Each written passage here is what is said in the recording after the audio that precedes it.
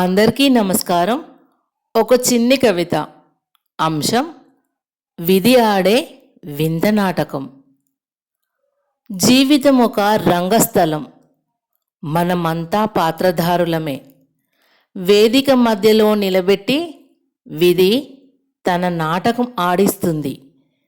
ఎవరికీ ముందుగా స్క్రిప్ట్ ఇవ్వదు. ఏ సన్నివేశం ఎప్పుడు వస్తుందో కూడా చెప్పదు. నవ్వు తెప్పించే దృశ్యం, వెంటనే కన్నీరు తెప్పించే ఘట్టం కూడా చూపిస్తుంది.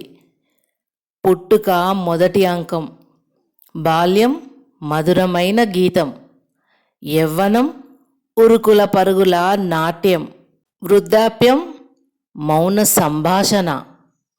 మనసు అనుకున్న దారి ఒకటి, విధివేసే మలుపు మరొకటి. మన కలలు గీసిన చిత్రానికి అది తన రంగులు అద్దుతుంది. ఒక్క క్షణంలో రాజునో రాణినో చేస్తుంది, మరో క్షణంలో నేలపైకి దింపుతుంది. గర్వం పెరిగితే గీత గీస్తుంది, ఓర్పు పెరిగితే విజయాన్ని అందిస్తుంది. అయినా ఈ నాటకంలో మన చేతిలో ఉన్నది ఒక్కటే, అదే మన నటన.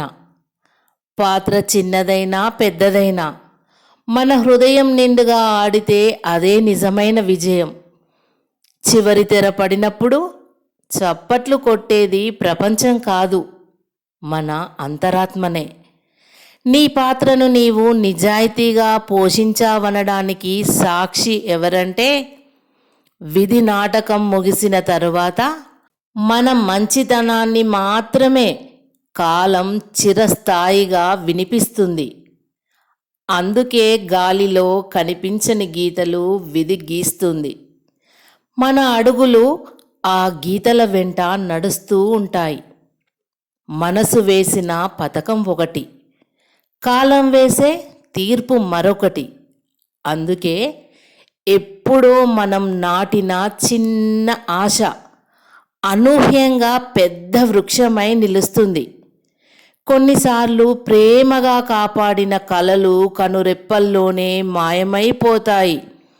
ఎవరినీ అడగదు, ఎందుకు అని చెప్పదు. అయినా ప్రతి మలుపులో ఒక అర్థం దాచిపెడుతుంది. వేదన వచ్చినప్పుడు మన లోపల దాగి ఉన్న ధైర్యాన్ని బయటకు తీయిస్తుంది. సంతోషం వచ్చినప్పుడు కృతజ్ఞత విలువ నేర్పిస్తుంది. కొన్ని తలుపులు మూసేసి కొత్త కిటికీలు తెరుస్తుంది. మన చేతులు ఖాళీగా అనిపించిన వేళ కొత్త అవకాశాన్ని నిశ్శబ్దంగా అందిస్తుంది. విధి ఎప్పుడూ కూడా శత్రువు కాదు, అది కఠిన గురువు మాత్రమే. పాఠం కఠినంగా ఉన్నా ఫలితం అనంతంగా ఉంటుంది. అందుకోసమే మనిషి చేయాల్సిందల్లా పడిపోయినా మళ్ళీ లేవడం, పడిపోయినా మళ్ళీ లేవడం, మబ్బులు కమ్మినా ముందుకు సాగడం, ఎదురైన సంతోషమైన మరేదైనా కూడా ధైర్యంగా స్వీకరించడం. ఎందుకంటే చివరికి మనల్ని నిర్వచించేది, మన గమ్యాన్ని నిర్మించేది విధి కాదు, మన స్పందననే.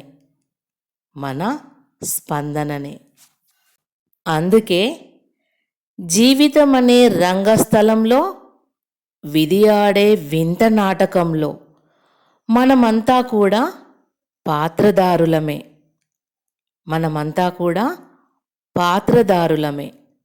ధన్యవాదములు.